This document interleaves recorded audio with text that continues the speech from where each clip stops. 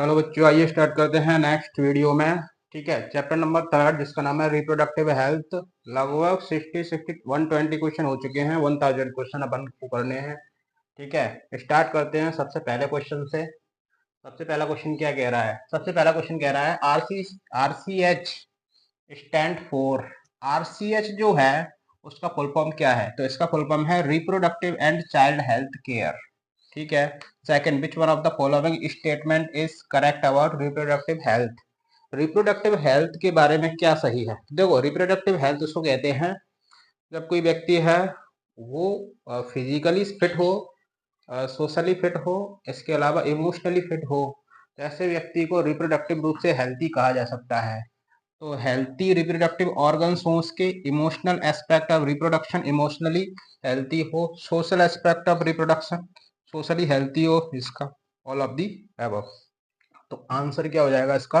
All of the above. ठीक है।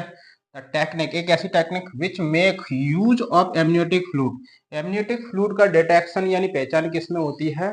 Amniocentesis में होती है। ठीक है, नाम से पता पड़ रहा है, तो आंसर हो जाएगा एमनियोसेंटेसिस। ठीक है। अगला देखिए, amniocentesis technique is used for. तो एमनियोसेंटेसिस जो टेक्निक है वो किसके लिए यूज की जाती है?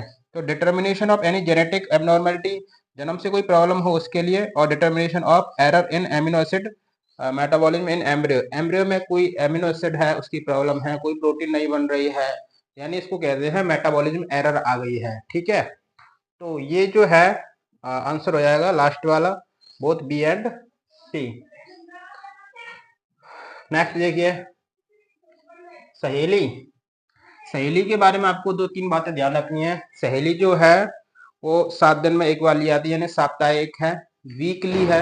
इसके अलावा सहेली CDRI लखनऊ इंस्टीट्यूट में क्या बनाई गई थी, और सहेली एक नॉन स्टीरॉयड प्रिपरेशन है, नॉन स्टीरॉयड गोली है। तो इसका इसमें आएगा CDRI। ठीक है, सेंट्रल रिसर्च इंस्टीट्यूट में बनाई गई है। अगला, progesterone in the contraceptive pills. Contraceptive जो पिल्स होती हैं, जो गोलियां होती हैं, जो कॉन्ट्रेक्शन यानी जो प्रेगनेंसी को रोकने के लिए जो पिल्स जो बनाई गई हैं, ठीक है, तो वो क्या करती हैं? वो दो चीज करती हैं। एक तो ओव्यूलेशन को रोकती है, प्रिवेंट ओव्यूलेशन। ठीक है। दूसरा क्या रोकती है? इम्प्लांटेशन को। सहेली वगैरह है वो क्या रोकती है? इम्प्लांटेशन को रोकती है। तो इसमें क्या है? एक ऑप्शन दिया है प्रिवेंट ओव्यूलेशन, राइट। इसके अलावा क्वेश्चन नंबर 7 क्या कह रहा है? Present increase in India population is not been due to. India की पॉपुलेशन किसके कारण नहीं बढ़ी है? ठीक है।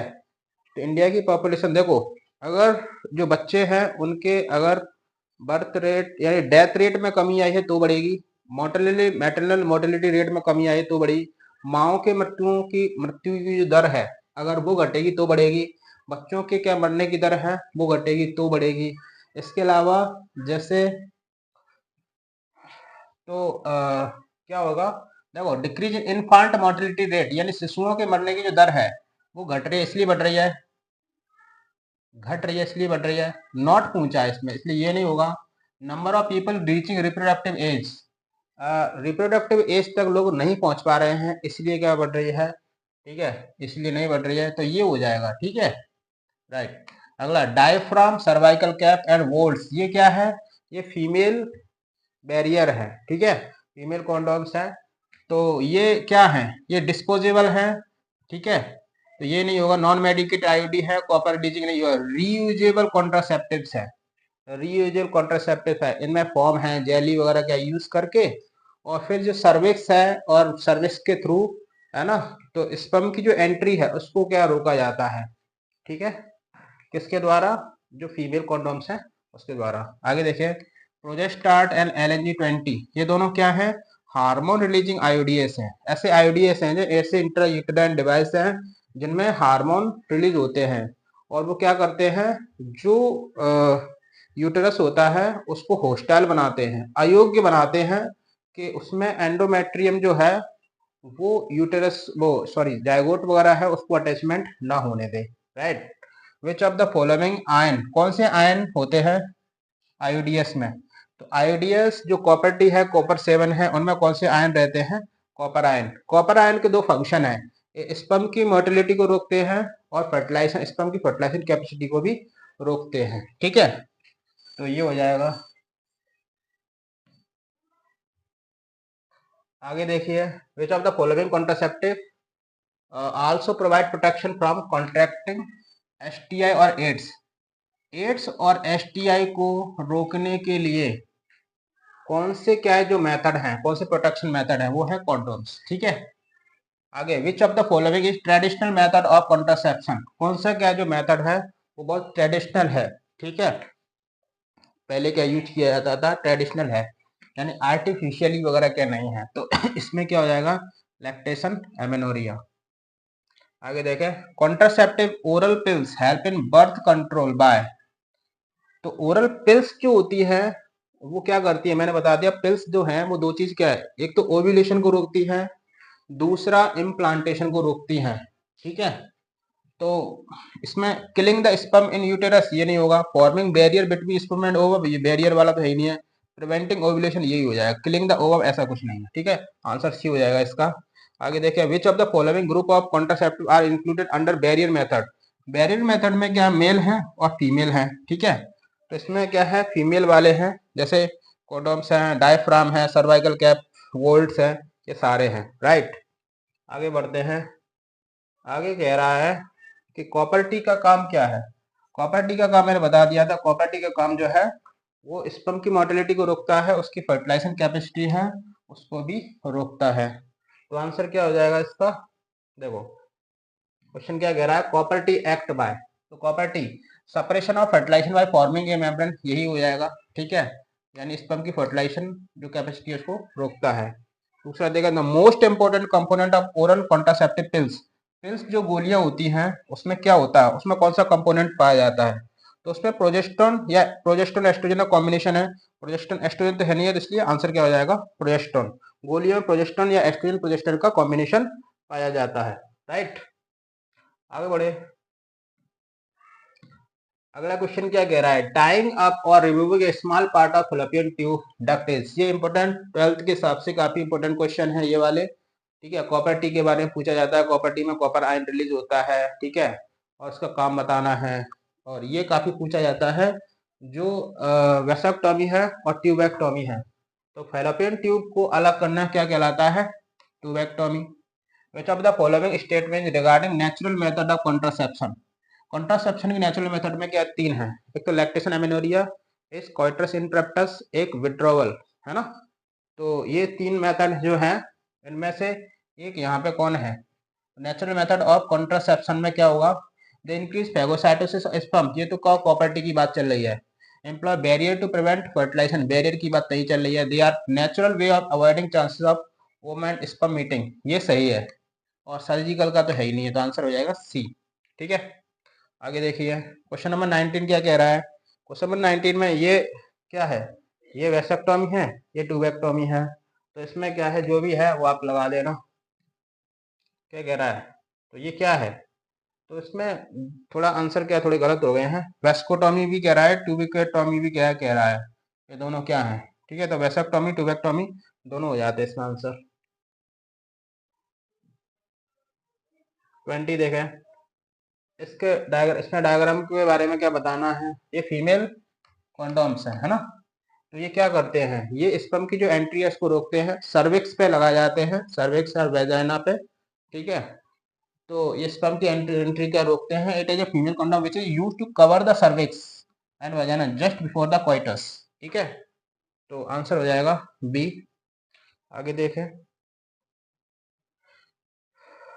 21 on which day of menstrual cycle is ovulation expected.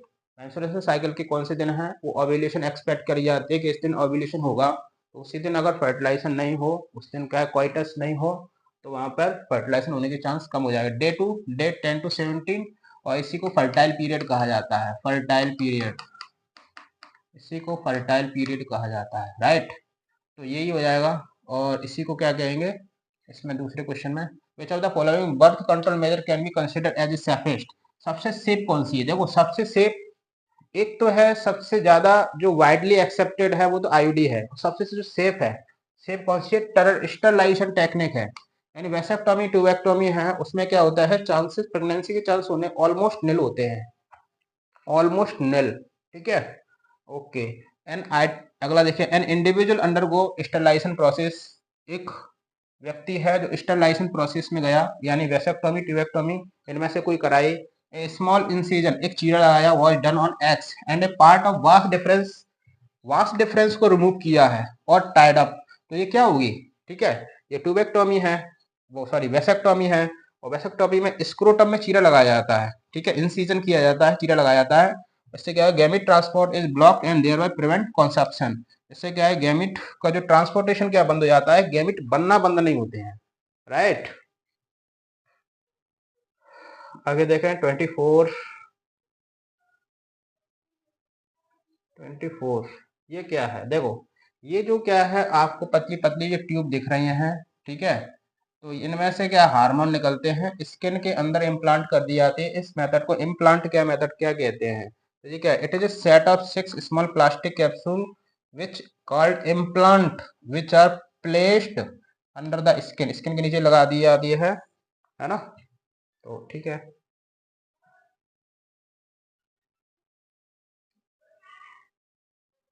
25 question number क्या कह रहा है, the given figure so one of the element releasing intrauterine device, select the option which so correct identification of device and its feature. देखो क्या होता है,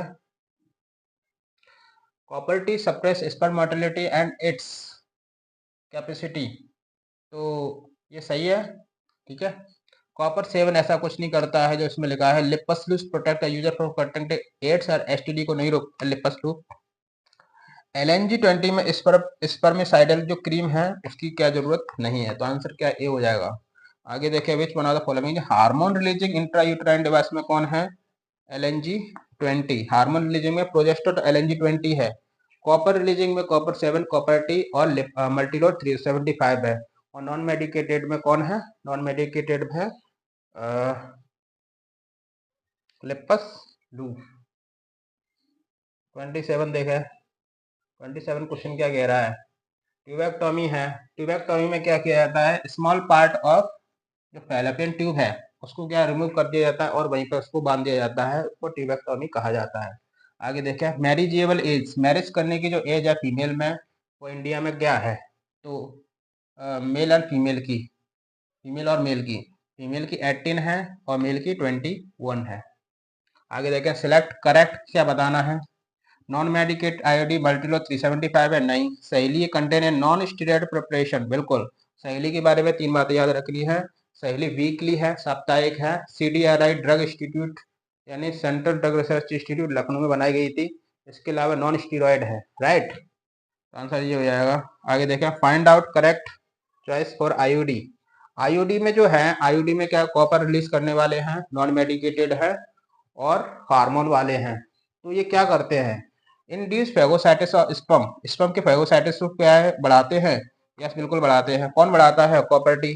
sperm motility and fertilisation capacity of sperm is suppress by releasing copper ion, बिल्कुल सही है। Make the uterus unsuitable for implantation, जो hormone वाले IUD है वो ये करते हैं, तो आंसर हो जाएगा ए, यानी फर्स्ट सेकंड और थर्ड तीनों सही है,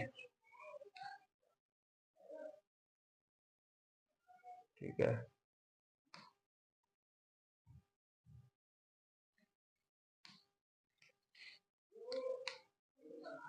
आगे बढ़ते हैं 31, in which year MTP was legalised, India में एमटीपी को लीगलाइज कानूनी रूप से मान्यता दी गई 1971 में, एक्ट बना दिया, कानून बना दिया गया।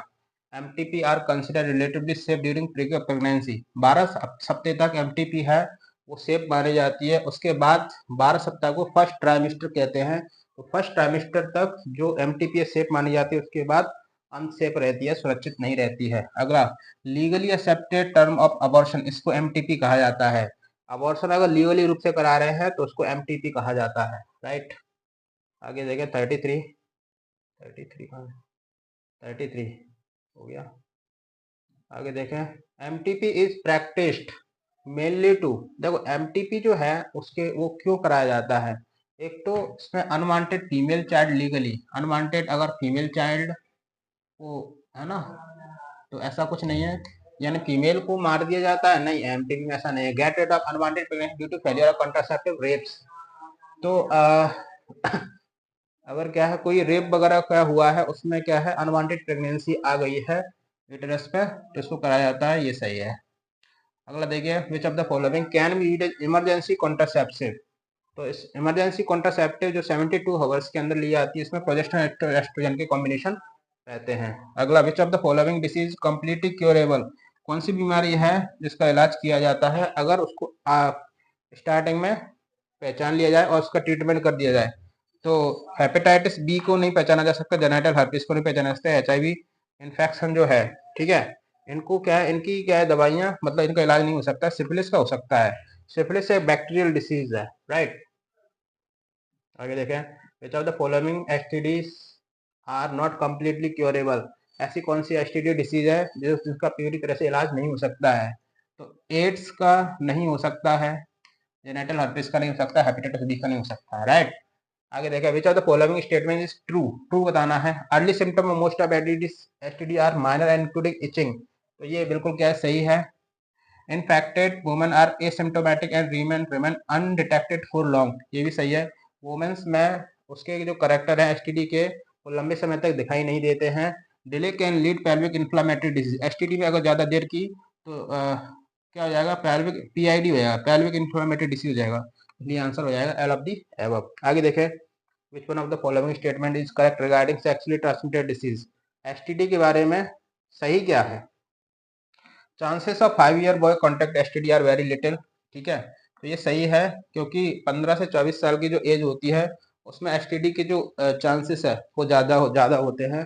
5 साल के बच्चे को बहुत कम रहेंगे। ए पर्सन में contact syphilis by sharing milk with the, एक पर्सन है वो मिल्क का क्या शेयर क्या कर रहा है, तो सिफिलिस क्या हो जाएगी, ऐसा नहीं है। दूसरा, haemophilia is one of the STD, haemophilia STD नहीं है। जेनेटल हर्पिस और sickle cell anaemia are both STD, ये दोनों एसटीडी नहीं है। सिकल सेल एनीमिया एक जेनेटल डिसीज है बट एसटीडी नहीं है, तो आंसर फर्स्ट हो जाएगा।